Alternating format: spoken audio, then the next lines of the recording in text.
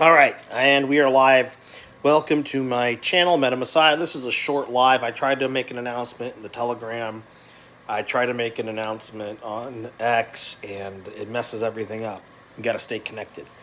At any rate, 2024. Happy New Year to the Okinami community. Call us a bunch of crazy old men, or middle-aged men, or younger men. A few women. I know there's a few ladies in there. I've noticed. At least I think they are. But at any rate, here we are.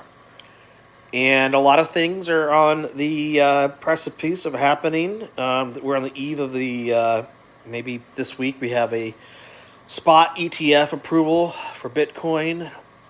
Bitcoin spot ETF. SEC might approve one. Or all, I don't know, all the ones that have all the filings. The A days are in, the final amendments are in. I mean, they got ticker symbols for these things. The bears can say what they want. There's a lot of people still short on Bitcoin right now. And there's lots of conspiracies in the world, but also in the world of crypto. And one conspiracy theory is, the institutions are all getting together to co-opt and take over Bitcoin and try to destroy DeFi, which is completely counterintuitive to capitalism. What's happening is what capitalism does, is institutions want to take over a valuable thing. They know that Bitcoin has value. They know it's not going anywhere. They know that people will buy Bitcoin. It's a decentralized asset that everybody wants, and so the institutions are going to load up and get what they can and make financial instruments for Bitcoin, pump it up as much as possible. Some bad and some good are going to come out of it, naturally. But with respect to Bitcoin, I mean, once the spot ETF approvals are final, and they may not just let them buy it.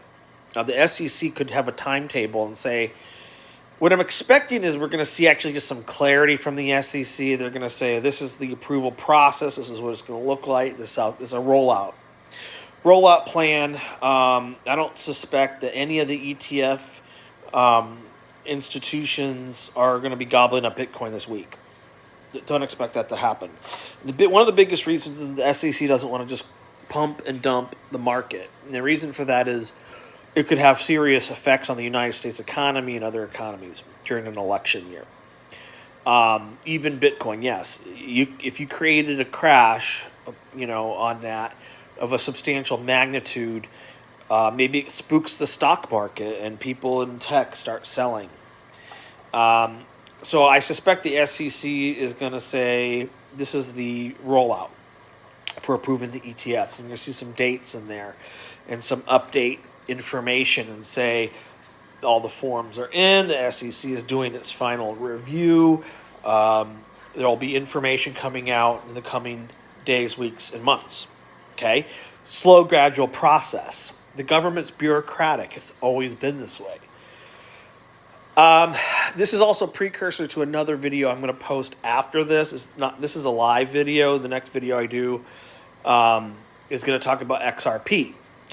XRP is perhaps one of the most centralized blockchain projects that I've seen, but on a centralized level, it won its lawsuit. It's not a security, which makes, I think, DeFi even more clearly not securities because there's no institution at all behind DeFi. And as you know, DeFi is it's run by people in communities that have a certain level of autonomy, but there's no centralized governance of any kind, no centralized corporate structure, government structure. It's like creating a natural resource in a sense. Nobody owns all the air per se, right? Nobody owns the moon. And so I would say the moon, for the most part, is a decentralized planetary body. So there you go with XRP. And, I see a lot of the XRP cult on TikTok and YouTube. and it has its place, but it's very centralized. It has its own narrative. It's not going to destroy Bitcoin. XRP needs Bitcoin as much as maybe Bitcoin needs things like XRP. XRP just basically blockchainizes anything that you can transfer on the blockchain, and basically, like, even fiat to fiat, you want to get euros to dollars, XRP can make that possible. It's a conduit. It's a transactional instrument, and it's interesting technology for fluid interoperability of pretty much anything you can put on the blockchain. Smart contract. XRP's the Ripple. Well, what's the wave? The wave is with Satoshi Nakamoto. The wave was always what the wave was meant to be, according to Satoshi, and that is that DeFi will eventually come to a head with centralized blockchain emergence. Satoshi, in many ways, predicted the future. Yeah, he predicted the future. Satoshi Nakamoto with Bitcoin knew at some point we would be here today. The days of mass adoption of crypto, and all the naysayers and all the doubters and all the people who hate it are going to be chasing it like they did the .com boom, and it'll be, the FOMO. SEC said don't FOMO in. Don't FOMO in. Yeah, because you lose. They're right, though. If you FOMO in on lots of stuff, we can chase green candles. That's the worst time to buy crypto. You can do a swing trade, if you want to get in and out on momentum movement. Yeah. You're going to lose money otherwise. So they always come down. They always correct. But look for holders, number of holders. Look for, the fundamentals. Look for the safeness of the contract. If it's a good project, a lot of these good projects are going to do very well in this bull market. XRP, yeah, it's not going to become, unless the company burns all the XRP tokens. We're already in the billions. Once you're in the billions, you have to look at economies of scale. You have to look at proportionality to how much wealth there is on the planet. You're not going to just all of a sudden create trillions of dollars in thin air. There has to be a basis in economics. So there's only so many trillions of dollars, if you convert it, of money in the world. And XRP being, one of the top cryptos out there, has its billions in market cap. Nothing's going to hit $1 trillion except for Bitcoin's going to go that way. Could there be another $1 trillion token this bull run? I'd put my money on Ethereum. I would still bet on Ethereum because it's number 2. It's held that rank right under Bitcoin. It could get close. I think the story, the narrative is going to show a lot of these $1 billion ones hit some pretty high numbers before the all markets eventually crash. At some point, probably 2025, we'll see a big crash. And then probably enter another bear market, but maybe not as bad as the last one because there'll be a lot more interest in it. And in light of that, this bull market's going to be very unique because of the narratives that we're going to see. Privacy is a big narrative now. Artificial intelligence, interoperability, tokenization, gaming, play to earn still is going to have some relevance, but also the ability of fast transactions, financial institutions utilizing it, Visa, MasterCard. And that brings me back to Okinami. And that brings me to EIP 4844, the surge, which we're getting close.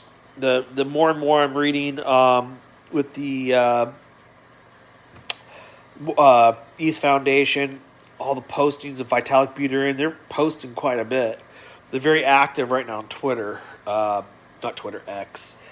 Vitalik and others, not just them. A lot of projects they're ramping up their marketing. Their narratives are building, and Ethereum has a very interesting epoch that they're entering into right now. And if you know about how competitive layer one blockchains are becoming, Solana is starting to rise, even though it's deflationary. People argue it has its pros and cons. It may not be able to defeat a lot of other layer ones in the long run, but right now they can. They're doing very well. The ETH Foundation knows that there's competition. Cardano, Solana, and those are just to name a couple. Lots of layer ones are popping up. Some that are just garbage. They're just scams. Some of which are just maybe crowdfunding basically right now. They don't have anything much except for, we want to build one. Okay, great. Some are probably in the process of building it, and now their token is out, and they're trying to raise money for that because it costs money. And so ETH must survive, actually for the sake of many things, but ETH as a token in a community, in a project, wants to survive in and of itself. That's the nature of the ecosystem, or organic nature of it, is that all these ecosystems, as they have so many people in it, they want to perpetuate, they want to survive. Granted, Ethereum definitely does. XRP, on the other hand, is like, I like to think of it as kind of like this diametrically opposed, or the, other foe or adversary to DeFi, and Ethereum's trying to maintain this DeFi status. That's why I think Okinami and a lot of other tokens that are coming out that are new are going to have a place with this 100,000 transaction per second, the EIP 4844, cheap transactions, low cost, fast. They want to be like Solana. If ETH can provide what Solana does, and people aren't paying $100 to buy $10 worth of shit coins, all right, which is what his last bull run was hilarious. I saw some purchases like, oh wow, you just spent a lot of money to buy that crypto. The gas costs were outrageous. So they have some history. Pepe gave a very nice, and not just Pepe, a number of other meme coins during 2023 gave some nice data. Really good stuff for ERC20 tokens in general and Ethereum to be able to test the network out. And Okinami has been doing testing. One thing we know about Okinami is like all this time there's been testing going on. Why? I don't think we were wrong as a community to know and say, hey, there's testing going on with this token. The website came back up, and the dev did not disappear. They just are working. And I feel like this is a long meditation for the dev, and eventually they're going to come out at some point, and hopefully they'll be happy with what the community's been doing. We've sustained Okinami. I think Okinami could end up becoming an enormous story in 2024. Enormous. Because if the mystery is unlocked the way that all of us are predicting it will be, eventually it's going to blow people's minds. And that's kind of like crypto is all about narratives. And yeah, conspiracies and theories and things like that. There's a mystery going on here with Okinami. And like I said today on one of my X tweets, I said, hence the mystery of Okinami, where lots of things in crypto, we have a lot of cryptic, there's a lot of hidden talk, subliminal messaging, cryptic messaging. And in order to have a real pure DeFi adversary competitor to XRP, my theory is Okinami is a very pure DeFi version of what XRP is. That will greatly benefit Ethereum and help with the surge and the necessary technical logistics that this layer one blockchain needs in order to get to these low cost transactions and fast transactions, and yet be safe and private and have all these other benefits of what DeFi really is all about. Don't ask me when. I'm not going to say soon. I can only say I have faith in 2024 we're going to see something happen for Okinami. The shizzle. The wave, the ripple, and the shizzle. The shizzle is going to be that moment where people are going to be like, wow, what? Did not see that coming. And that's the thing with lots of things like Okinami. If Okinami was just a failure or a scam, why wouldn't they just take their LP? The LP's still there. I mean, there's lots of ETH in there to be used. You could put that in a node and make great money off your staking. You can invest that ETH during this bull market and turn 199,000, almost 200,000 in Ethereum into millions. If you know what you're doing, that's a lot of money in terms of what it could be converted to in this bull market. So that it's just kind of sitting there in limbo tells me that something. My only guess is just as weird as all that Bitcoin was sent to Satoshi Nakamoto's wallet, that just this LP pool is just going to appear and it's going to be very large as part of this. Or it's going to become that way due to it becomes locked and then the trading just builds it up like that. Unlocking it actually is interesting because on a relock, whether it's burned or whatever, I have to guess whether or not the programming or how the LP pool is set up, perhaps set up to even make the ratio much higher, so that the ratio to the amount of the market cap is, you set a percentage, and if you lock it at that percentage, you can put a lot more money in your LP. But you don't necessarily have to do that on a new token. Okay? Lower market cap is only necessary, but if it's going to get really big, there's a real strategic reason to let it unlock and then do some testing and get your data and say that's the percentage. We're going to lock it at that percent and put into the LP. Perhaps. Might be crazy. I don't know. A